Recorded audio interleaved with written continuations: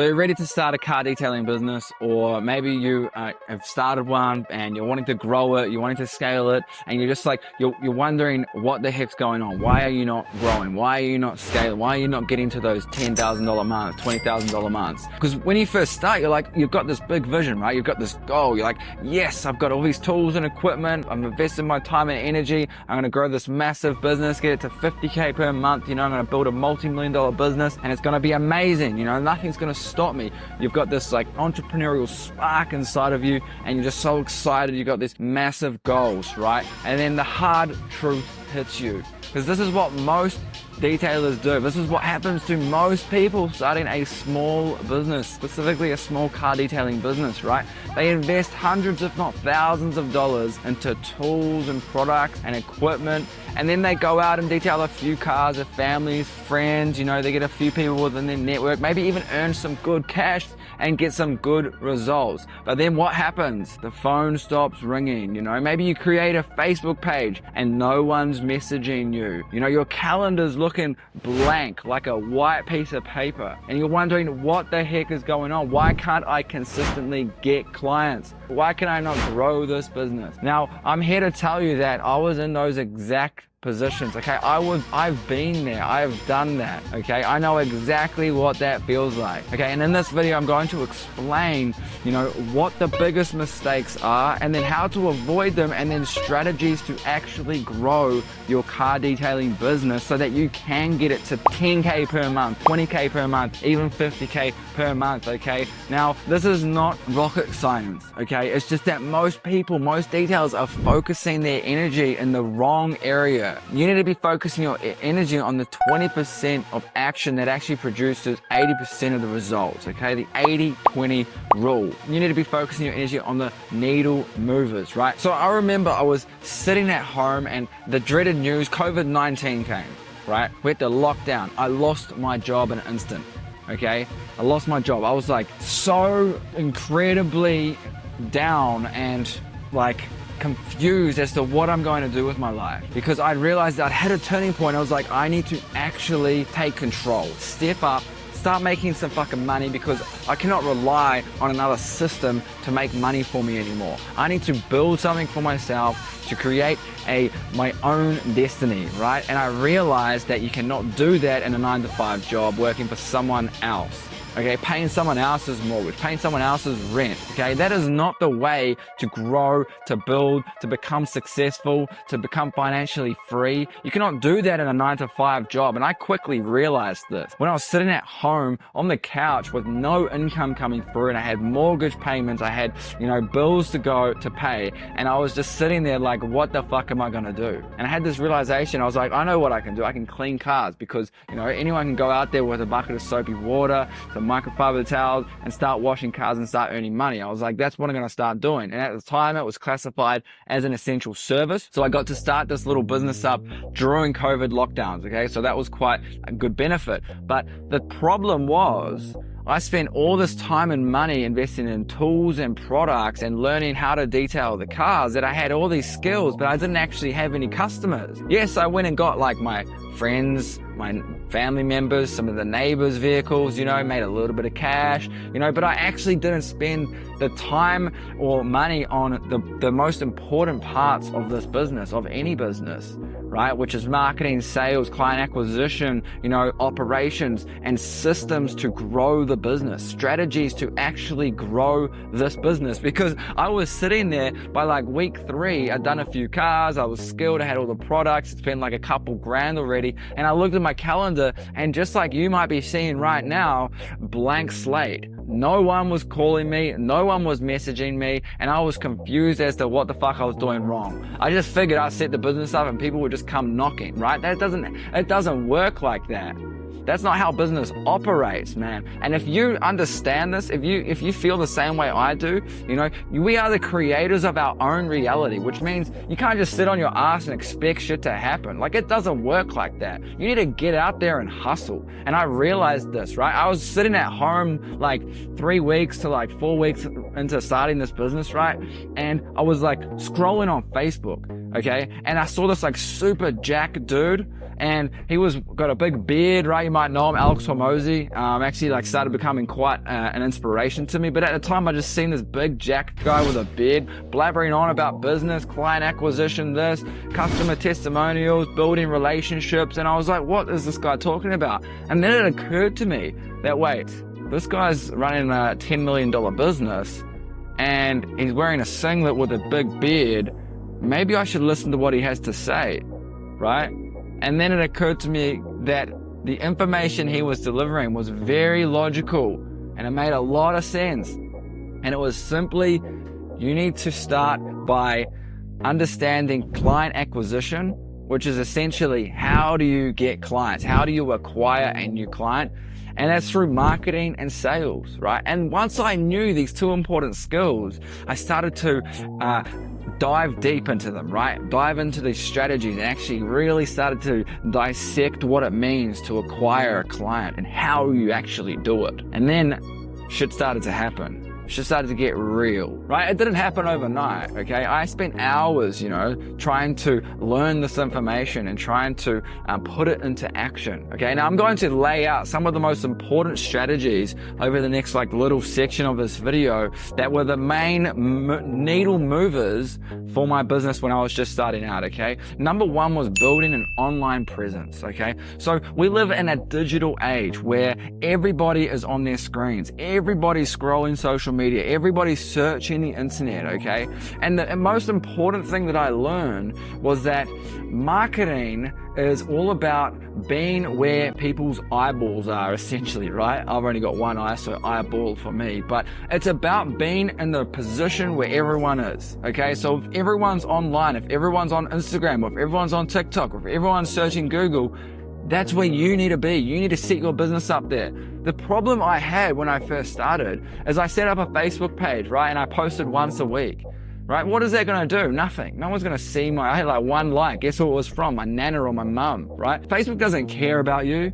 They're not going to push your post out to your ideal customer. So you have to actually actively, start to build this online presence up, okay? And I realized that social media is very powerful, but it's not the main source of generating clients, although building a social media profile and a social media presence enabled me to build authority. So once I started consistently posting on Instagram, Facebook, TikTok, I started to quickly build up a bit of an authority, because once people jumped on my page and they saw that I had, 1,000 followers or whatnot, and I saw that my latest posts were me detailing some nice vehicles or supercars, they go, oh, this guy knows what he's doing. He's a premium car detailer. Maybe we want to use him. Okay, that is only one part of the equation. Okay, the next critical part of growing a detailing business, okay, this is probably one of the most important parts, if not more important than building authority online, and that is building a Google business profile.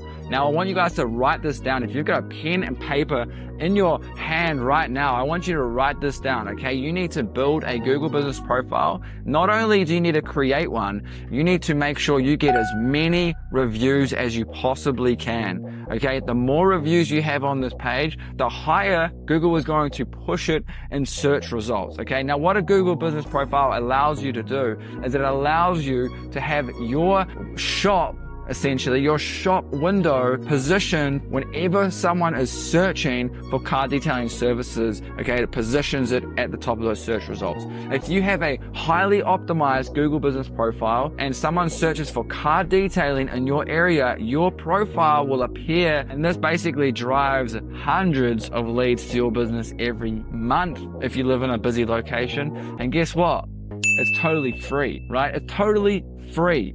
Now, along with reviews, another good thing to add is updates. Okay, if you can think of your Google business profile as a social media page and consistently post so that there's fresh content on your Google business profile, it's going to push it up even higher in those search results. Now, we also want to know, why are Google business profiles so powerful? Okay, there's another thing that Google does.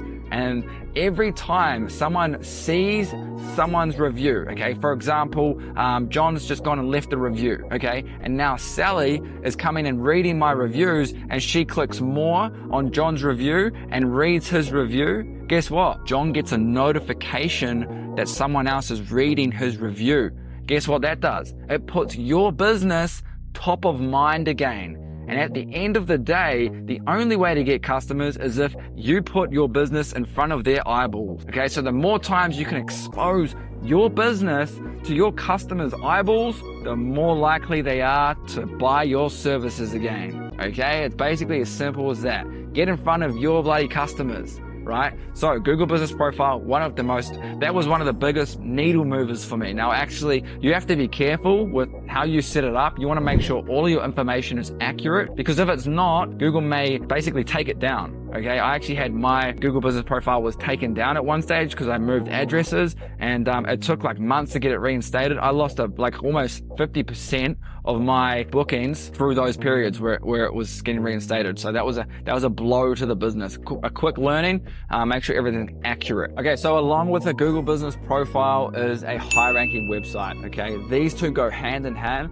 Now, creating a website can be a little bit more technical. It's something that I recommend you outsource to an expert, someone that actually understands how to structure a website. I mean, all you really need is one page that's optimized for search engines, okay? And what that means is just structuring the headings, structuring the body, structuring all the content, and just making sure that you have keywords incorporated throughout the whole page, throughout the whole website, okay? Super important. A website was another one of those needle movers for me that really started to push the growth of my business. Now, these strategies are longer term strategies, okay? Yeah, you can start getting results like, within the first few weeks, but they're not instantaneous. They're not going to give you clients tomorrow if you just go and create a Google Business Profile. These are long-term strategies that you need to build up to actually create, okay?